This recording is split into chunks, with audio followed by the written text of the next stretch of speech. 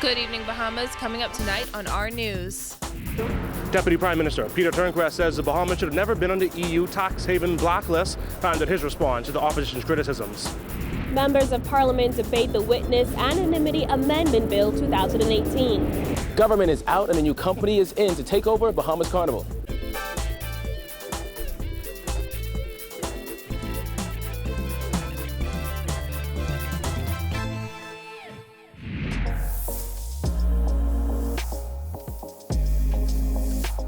Our news is brought to you by Alive. Welcome to our news and thanks for joining us. I'm KRISTINA Dragovich. Topping news tonight, now that the European Code of Conduct Group has recommended the Bahamas be removed from a European Union list of non-cooperative tax jurisdictions, Deputy Prime Minister and Minister of Finance Peter Turnquest says the Bahamas should never have been on that list in the first place. This as he blamed the Christie administration for landing the Bahamas on that blacklist. Jared Higgs reports. For them to have put us on the list was really, in my mind, unfair. The facts do not bear out that kind of action or support that kind of action. So we should not have been on the list. On the heels of a recommendation to remove the Bahamas from a list of EU non-cooperative tax jurisdictions, Deputy Prime Minister Peter Turnquest says he agrees with opposition critics who say the country should never have been blacklisted. Turnquest says they expect the recommended removal to be accepted at the EU Economic and Financial Affairs Council's next meeting on May 25th. At that time, it is expected that the Bahamas will be placed on a grey list, which includes countries committed to improving their transparency standards.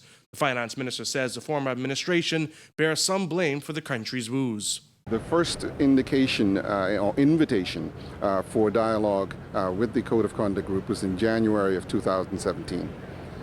So there is, if we want to start, pointing fingers, we've got to go back to at least January 2017. And I can tell you that there was no evidence of any engagement by anybody from the government side until we came into office in July. Financial Services Minister BRENT SYMONETTE also blasted the former administration, insisting that it played a role in the country's fate. Continuing to stay on the blacklist would have implications. I think persons realized what the Bahamas was doing was an attempt to make sure that they were ahead of the game. Turnquest says the issue could have been much worse, especially considering that the EU did not impose any penalties on the Bahamas when they listed the country. Fortunately, when they listed us, they indicated that they were doing so without any penalties. They have the ability to impose penalties with these listings. In other words, they can restrict your access to central banks and to access to payment and trade as a result, which would be really devastating to us. Turnquest says while there weren't penalties imposed, that doesn't necessarily mean the Bahamas got off scot-free. There's not a significant risk to us, but there's some reputational risk and damage that occurs when these things do happen, because people do not necessarily wait to see if there are any penalties. They look at the listing and say, well, we want to be cautious and conservative. We don't want to be bothered with that, so we'll wait. So it is incredibly important to us to have gotten off this list as quickly as possible. Reporting for our news, I'm Jared Higgs. Meanwhile, Progressive Liberal Party Deputy Leader Chester Cooper is questioning what the Minnis administration promised the EU in an effort to be removed from the blacklist mere weeks after it was added. Our Jillian Gray has that. While he too says that the recommendation to be removed from the European Union's blacklist is good news, EXUMA and Ragged Island MP Chester Cooper said there's no cause for celebration. I'm concerned that the international bodies, the EU and OECD and others, will continue to move the goalposts for small countries like the Bahamas and our counterparts in the region, whilst large countries like the USA continue to offer financial services previously offered to clients previously had in the Bahamas. Cooper says the question now is what exactly did the government agree to in order to be removed from the European Union's blacklist? We trust that there wasn't an over-promise, if you will. There's a question in my mind as to whether we would have committed to corporate taxes in the Bahamas, and the Ministry of Finance must explain what, in fact, the commitments they made to the EU. In an effort to stave off the European Union blacklisting, several bills were passed in Parliament last year. Cooper insists that the government must now build a long-term strategic plan to ensure that regardless of how the goalpost is moved, a situation like this won't happen again. We would like to see the government lay out a roadmap, a transparent one, to ensure that we don't find ourselves in this predicament moving forward. Reporting for our news, I'm Jillian Gray. Well, government is out and a new company is in to manage Bahamas Carnival. The new organizers say the festival, which will cost close to $1 million, will be unlike any cultural event the Bahamas has seen before. Kyle WALKINE tells us more. In less than 3 weeks, thousands will flood this park just behind me for the Bahamas Carnival experience. But Bahamas Carnival this year has a new owner as government is out and a new company is in.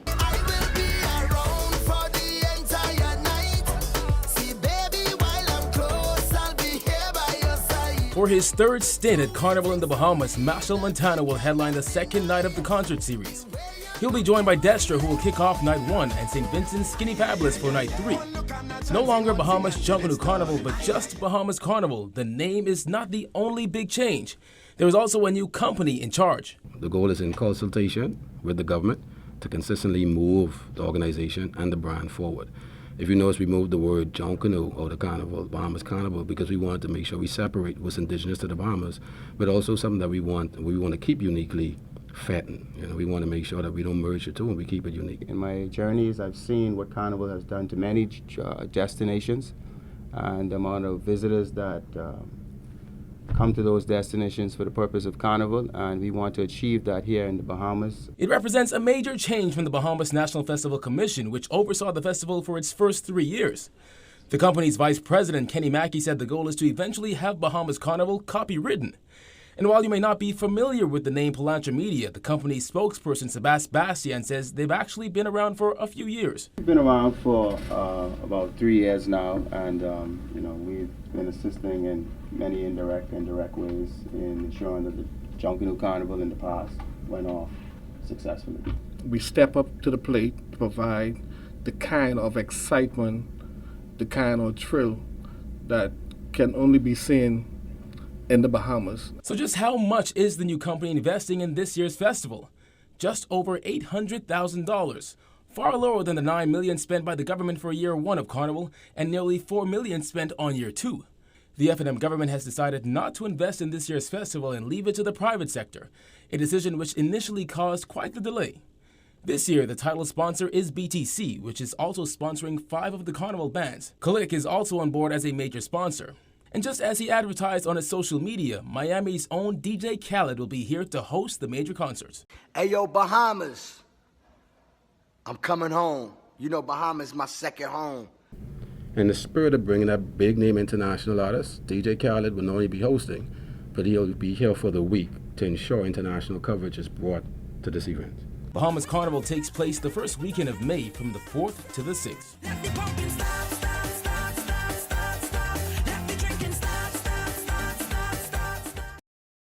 In other news, members of Parliament debated the Criminal Evidence Witness Anonymity Amendment Bill 2018. While members of the opposition say the proposed amendment does nothing to protect the rights of the accused, St. Anne's MP Brent SYMONETTE insists it helps balance the scales of justice. Jasmine Brown has that. Much of this morning's sitting was spent on discussing that amended bill, with members of the governing party touting why it's vital for the fight against crime. SYMONETTE says the bill is needed now more than ever in a society that has become immersed in violence and witness intimidation. Many of us, Mr. Speaker, know full well of cases. I might tell you a story that's slightly different, but the case is simple. When you are a witness, and I don't practice on the criminal side, so I may get some of my facts wrong, so you can correct me, you give the address of the witness in a lot of cases. So the fella sits on the fence across from the fella's house. That's all he has to do. SYMONETTE added that an effective justice system relies on witnesses who are not too afraid to give evidence. Current law permits the court to protect witnesses by ensuring their identities are not revealed. The court may order that the name of the victim and other identifying details be withheld, and that the witness may use a pseudonym. It also protects the witness from being asked any questions that may reveal his or her identity, and that their voice may be subject to modulation. Government is now seeking to amend the bill because the Court of Appeal recently set aside a murder conviction, observing that the court cannot require the witness to be screened to such an extent that the witness cannot be seen by the magistrate, judge, or jury if there is one. The amendment will allow for an application order that allows the witness to be seen and heard in his natural voice only by the magistrate panel or judge. While the government touted the proposed amendment, the opposition insisted it infringes on the rights of the accused. Protecting witnesses, and I agree with that.